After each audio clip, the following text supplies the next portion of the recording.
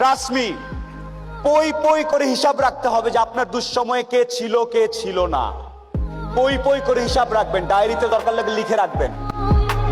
আপনি যখন একটু ভালো হওয়া শুরু করবেন ব্যবসাপাতি করে, সবার প্রথম ধাক্কাটা খাবেন খুব কাছের মানুষজনের কাছ থেকে এবং আত্মীয় স্বজনের কাছ থেকে। তারা পছন্দ করবে না, যে আপনি ভালো করতেছেন। আপনার কাছের লোকজন আপনাকে বলবে ও তো ব্যবসা, ও তো নষ্ট হয়ে গেছে, রাত 12টার সময় আসে, কি করে না করে, অনেক কিছু বলবে।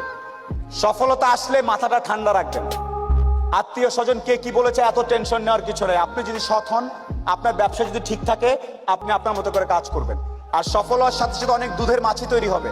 দোস্ত আমি জানতাম তুই কিন্তু সফল হবে, আয় দোস্ত আয়, বুকে আয়। এই গ্রুপ থেকেও সাবধান। ট্রাস্ট মি, পই পই করে হিসাব রাখতে হবে যে আপনার দুঃসময়ে কে ছিল না। পই পই করে হিসাব রাখবেন, ডায়েরিতে দরকার লাগে লিখে রাখবেন যে কখন চারানা চেয়েছিলাম, একটা সাপোর্ট চেয়েছিলাম, কে দেয় নাই আর কে দিয়েছে।